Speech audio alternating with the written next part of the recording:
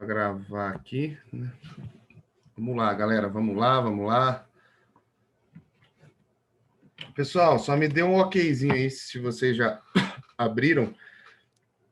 Página 27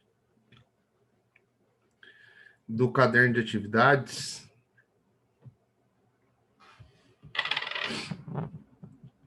Para a gente poder iniciar. Sempre importante a gente lembrar, pessoal, que nós temos aí os 5 primeiros minutos aí da aula para a gente poder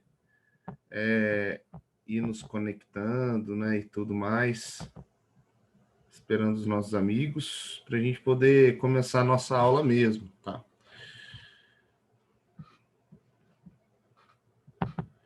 Então, se vocês puderem agilizar a galera lá, ficamos agradecidos, né? Galera, dia 11 de novembro, hein? E para quem quiser agradar o professor, quinta-feira que vem é aniversário dele, viu? Aniversário dele, aceito qualquer tipo de presente, qualquer tipo de agrados, mimos e etc.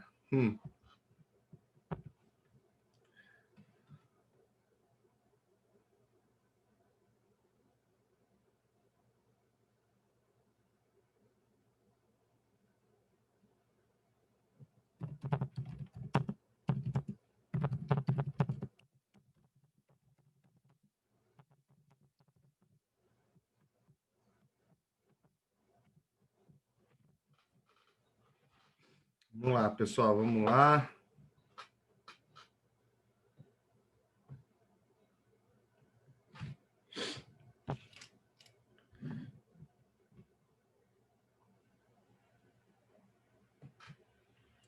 Galera, vamos lá, vamos começar. A galera não vai chegando aí, conforme for chegando também, eu já vou admitindo aqui para dentro da sala. Brasil, década de 90, né? 1990, né? Vamos lá, pessoal, vamos começar aqui a nossa explicação. História política brasileira. Vamos pegar ali da história política brasileira, porque nós vamos passar ali pelo crescimento econômico e a desigualdade do país, tá? Pessoal, uma característica sempre muito importante que a gente necessita destacar. Só antes, deixa eu perguntar uma coisa. Vocês estão me enxergando bem? Vocês estão me escutando bem?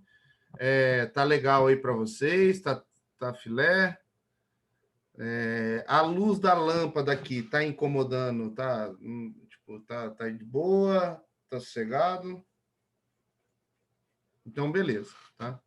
Então, beleza, então. É sempre, né? Perguntar, né? É bom, né? Para, tipo, não dá ruim, né? Sempre é bom o feedback de vocês, tá? Pessoal, ó, a gente precisa, toda vez que a gente vai estudar, principalmente a história do Brasil, a história dos países latino-americanos, né? Principalmente os países latino-americanos, né? Que foram colonizados dentro do mesmo padrão, né? E que é o mesmo padrão colonial dos países latino-americanos? É o mesmo padrão de exploração, é o mesmo padrão de colônia, de sociedade colonial, né? A gente vai ter algumas poucas diferenças em se tratando de colônia quando nós falamos algumas características específicas, como os países colonizados pela Espanha, eles chegaram ali a eles chegaram ao metal precioso logo de cara. Portugal demorou até o século XVII. São características essas que diferenciam. Mas quando a gente vai estudar o processo e tudo mais e tal, a gente vai observar que é muito comum a característica, no quesito relacionado a processo, entendeu? A processo de colonização, ok? Por que eu estou dizendo isso? Porque os países latino-americanos, salvo algumas exceções, tá? Algumas exceções de alguns governos que passaram por algumas nações e acabaram, assim, ferrando com a nação mesmo, né? De algumas nações. Mas, assim, os países latino-americanos, em geral, eles seguem o mesmo padrão de riqueza, salvo a exceção também do Brasil, que é o maior território latino-americano, né? Ah, latino-americano que eu digo América do Sul, tá? Para não dar a entender que nós estamos envolvendo os Estados Unidos, tá? Estados Unidos é outro rolê, é outra ideia, é outro conceito, tá? Então a gente vai ver, tipo assim, que nem o Brasil, ele é um país muito rico por natureza, né? E muito, tipo assim, cheio de cheio assim, cheio de, tipo assim, cheio de questões que vão mostrar suas riquezas, certo? E aí nós vamos observar que assim, nós vamos observar que assim, para todo crescimento econômico que nós vamos ter, para todo crescimento econômico que nós vamos ter nas nações da América, nós vamos ter um crescimento de desigualdade muito grande, certo? Nós vamos ter essa questão da desigualdade muito latente, ok? Muito presente isso, tá? E assim, quando a gente vai passando pela história do Brasil, e assim, é sempre muito bacana a gente fazer esses paralelos, fazer essas análises, fazer essas comparações, entendeu? Se vocês pegarem assim sociólogos da América e tudo mais, muitos sociólogos eles vão fazer comparativos, né? Eu gosto bastante de um sociólogo que eu estudei na pós em ensino de sociologia lá na UEL, chamado Roger Bastide. O Roger Bastide, assim, ele é um sociólogo chileno, se eu não estou enganado. E o Chile tem grandes produtores de obras sociológicas, principalmente relacionados à América. E o Roger Bastide, ele fala um negócio muito legal. Ele fala assim, pobres latino-americanos não sabem nem fazer o capitalismo direito, né? Por que a gente fala não sabe nem fazer o capitalismo direito? Porque a nossa noção de capitalismo, ela é uma noção de capitalismo completamente deturpada daquilo que é o capitalismo na real. Não sei se vocês já observaram isso, ou se vocês já analisaram, se vocês já viram esse ponto de vista. Mas assim, por exemplo, quando a gente fala de aqui eu vou precisar da participação de vocês um pouco no bate-papo público, ou abrir a câmera, abrir a câmera não, mas o áudio de você, eu vou até colocar o fone aqui para não dar retorno. Mas eu gostaria de escutar a opinião de vocês em relação a seguinte questão, pessoal. Quando a gente fala de universo capitalista, o que vocês idealizam como capitalismo em si? O que eu estou querendo dizer? Quando a gente está falando de capitalismo, qual que é a ideia de capitalismo, assim, para vocês? Entendeu? Tipo assim, a gente está comentando... Bom, vocês já cansaram de escutar isso nas aulas e vocês passaram aí, pelo menos, uns 6 anos da vida de vocês escutando falar a palavra capitalismo, né? Quando a gente fala de capitalismo, o que vem na cabeça de vocês? Qual que é a ideia capitalista de vocês? Por exemplo, vocês podem contribuir aqui? Oferta e demanda. Beleza. Eu estou falando de aplicação na vida de vocês, tá? Não que a teoria ou que um professor disse sempre para vocês, tá? Eu quero saber na aplicação prática de vocês. O que é capitalismo? Tipo, o capitalismo faz parte da minha vida assim, entendeu? Por exemplo, deixa eu ver se eu... Peraí, só deixa... Monique, eu não estou te escutando. Calma lá, só deixa eu ver se eu liguei bonitinho aqui o...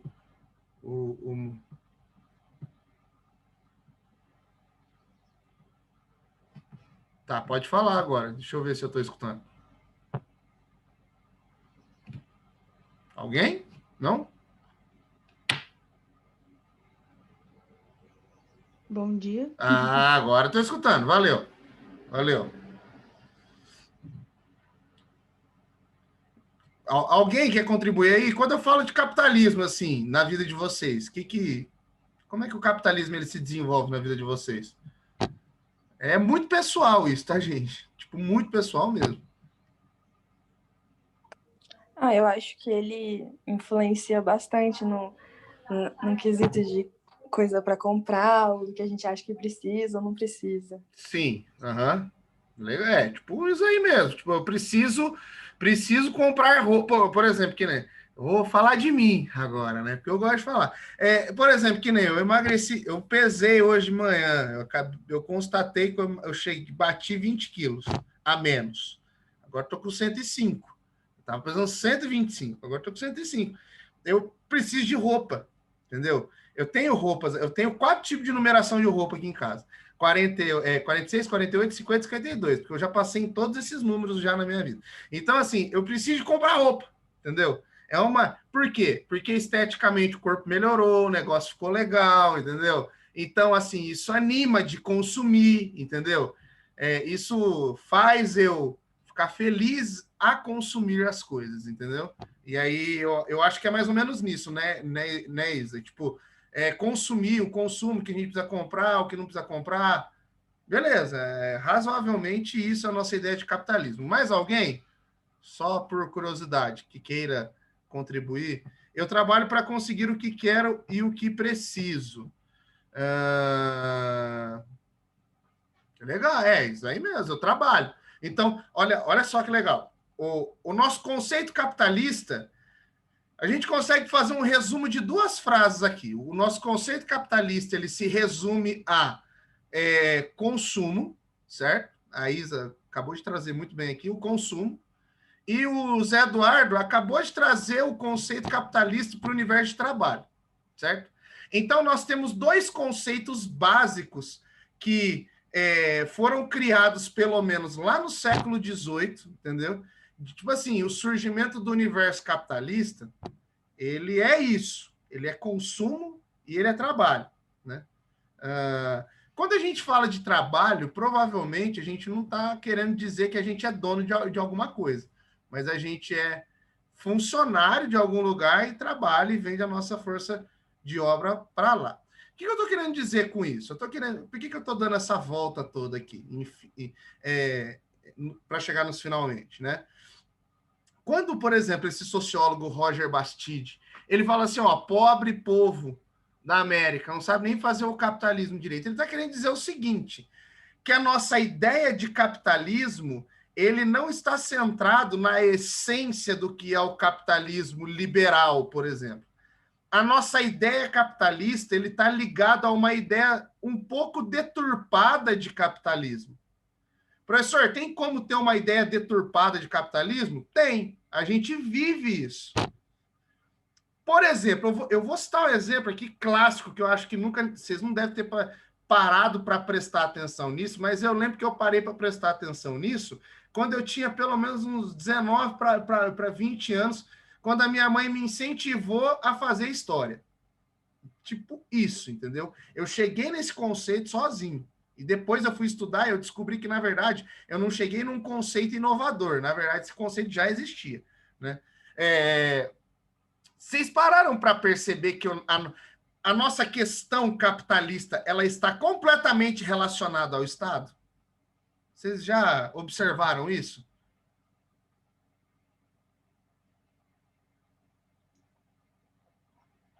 Como assim, professor? O nosso conceito capitalista ele está completamente relacionado a uma noção de Estado, ok? Que se nós não tivermos o Estado, nós não temos capitalismo. Eu vou provar para vocês que a nossa noção capitalista ela está completamente regrada dentro do Estado. Por exemplo, vamos resumir tudo em 3 classes sociais? Resumir tudo em 3 classes: pobre, classe média e rico. Resumimos aqui as 3 faixas econômicas existentes em qualquer lugar no mundo. Aqui no Brasil também. Temos classe baixa, classe média, classe alta. Pobre, rico e o que acha que é rico, mas na verdade está um passo da pobreza, entendeu?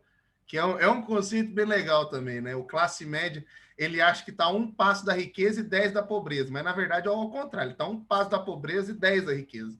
Né? Enfim, coisas de classe média, entendeu?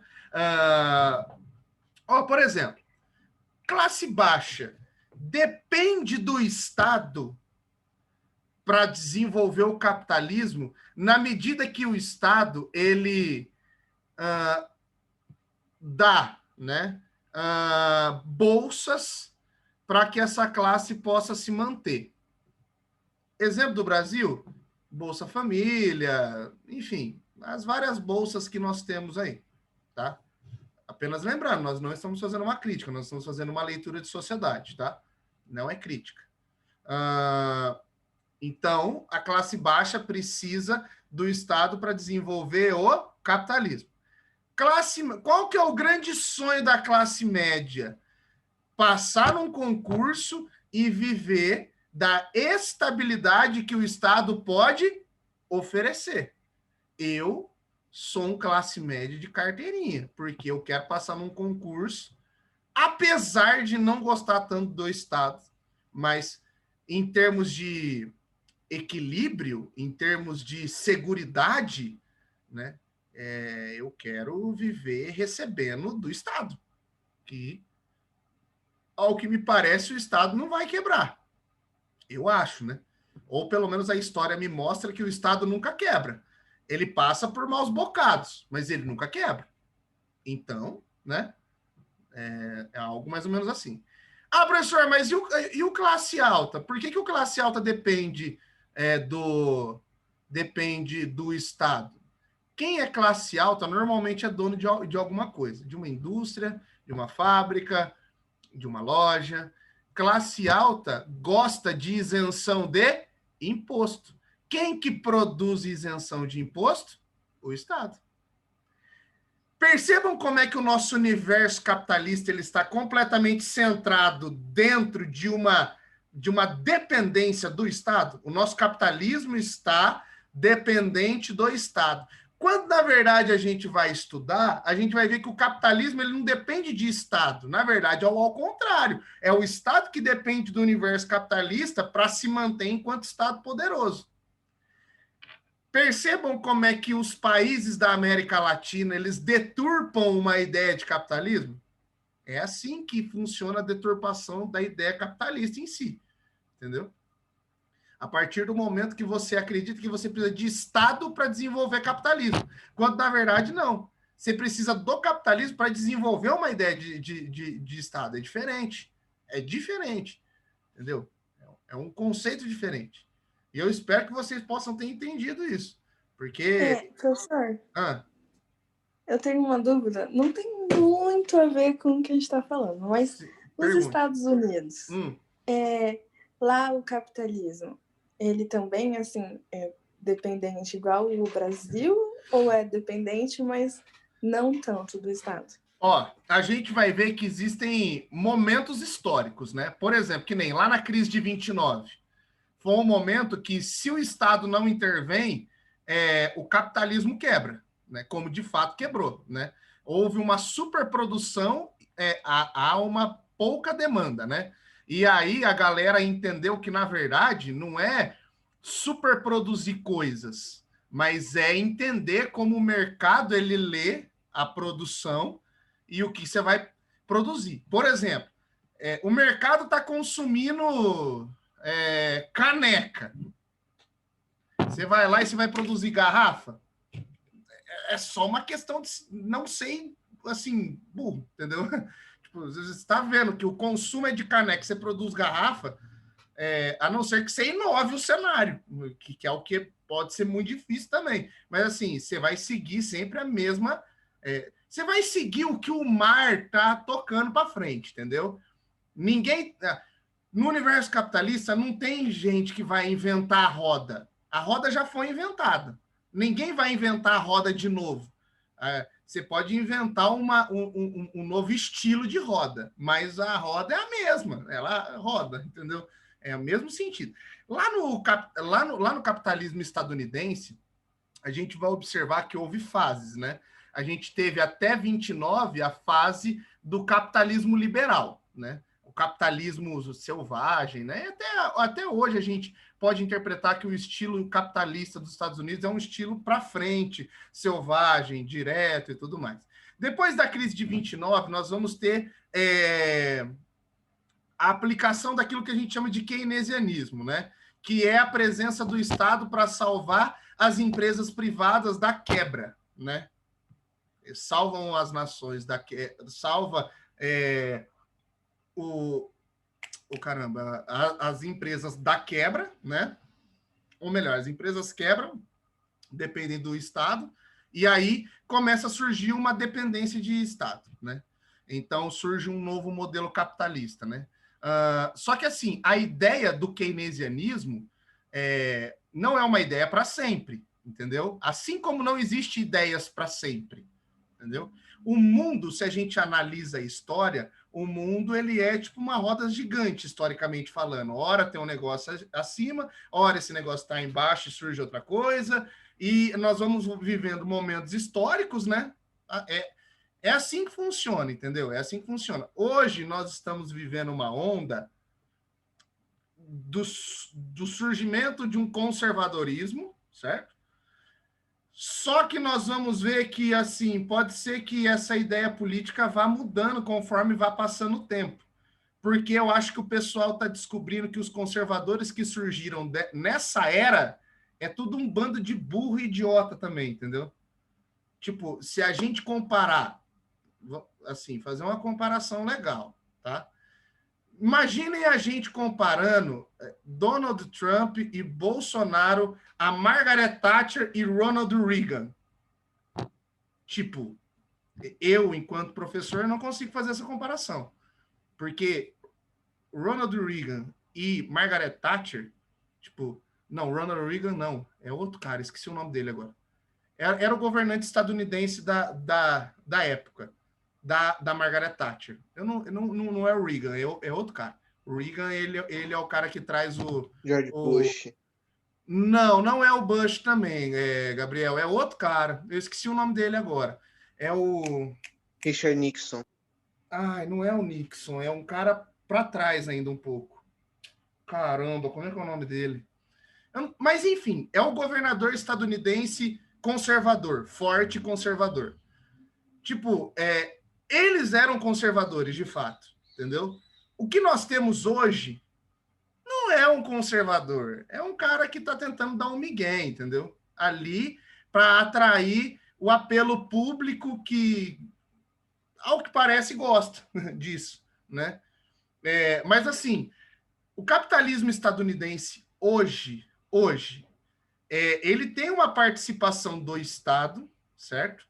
Por exemplo, o governo do Barack Obama. Vamos pegar dos últimos governos aqui.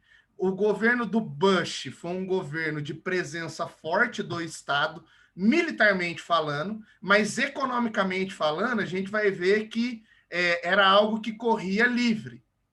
A gente pega o governo do Barack Obama ele traz uma amplitude de presença do Estado dentro do capitalismo, né? Por exemplo, a gente vai ver que as medidas que o Barack Obama ele toma são ações diretas em relação a, por exemplo, que nem o plano Obamacare. O plano do Obamacare, tipo, para a saúde, pasmem vocês, foi inspirado no SUS do Brasil. E a gente critica tanto o SUS, mas só que hoje, estudando mais o SUS é um baita governo tipo de saúde. O que acontece com o SUS brasileiro? Ele é mal aplicado nas suas ramificações, porque o Brasil é muito grande, entendeu? Nos estados e nas cidades. Mas o SUS em si, ele é muito bom, né? É que, assim, eu acredito que a maioria de vocês não utilizam o SUS, porque levando pelo conceito social da onde vocês vêm, vocês pagam uma escola particular, provavelmente vocês devem ter um plano de saúde. entendeu? Então, vocês não utilizam o SUS. Eu, particularmente, eu não uso o SUS. Não porque eu não quero, porque eu tenho uma mãe que paga um plano de saúde para mim, entendeu? Mas, assim, por exemplo, que nem eu converso bastante com a minha namorada, ela é enfermeira. E ela fala que o SUS, meu, tipo, dá tudo, literalmente. Dá tudo. É uma consulta ou outra de algum especialista que às vezes demora bastante, porque é algo muito específico. Mas, no geral, o negócio funciona muito bem. Entendeu? Então, por exemplo, que nem o plano do Obamacare é um negócio de mais estado, por exemplo. E aí a gente teve o Trump. O Trump, ele era mais tipo assim, um capitalista selvagem, né? Mas ao que parece, não deu bom, né? Eu não sei o que vai ser o desenrolar ali das eleições estadunidenses, mas eu não sei o que vai acontecer. Mas, por exemplo, que nem o Biden. O Biden, ele é esquerda, né? Ele é um cara que faz menção a uma presença maior do Estado, né? Mas, assim, o capitalismo estadunidense não se compara ao capitalismo da América do Sul. Porque a América do Sul, Isa, nunca viveu o universo liberal. Nunca. Nós nunca vivemos o liberalismo. A ideia do capitalismo na sua essência, a gente nunca viveu isso. Nunca. E assim... É que assim, ontem eu estava estudando, né, bem a crise de 1929, que está sendo vestibular, né? Sim. E daí eu fiquei pensando, se os Estados Unidos, ele estava numa crise, e daí foi a intervenção do Estado que ajudou... Que salvou o capitalismo. Que salvou. Por que no Brasil está tão atrás, assim, né? Então, mas isso são vários conceitos que a gente pode analisar e observar. Como, por exemplo, não fazendo o advogado do diabo aqui, mas, por exemplo, se o Estado não intervém, o negócio quebra. Tá, beleza. O princípio liberal capitalista é a economia se autorregula por natureza. Se a gente diz que a economia se autorregula por natureza, a gente pode entender que existe tipo um darwinismo econômico dentro do universo capitalista. O que isso significa, professor? Significa que o mais forte vai sobreviver sempre no universo capitalista. Quem que garante a gente que, se não tivesse intervenção do Estado, iria quebrar a ideia capitalista? A gente poderia ter uma quebra de Estado, mas da ideia capitalista não necessariamente. Essa é uma leitura que a gente pode fazer. A outra leitura eu faço daqui a pouco, porque eu preciso encerrar a aula aqui de vocês, tá? Aí a gente já vai fazer a próxima leitura do que pode ter acontecido e entender historicamente, né, as coisas, né? Mas até daqui a pouco, pessoal. 10 minutinhos aqui.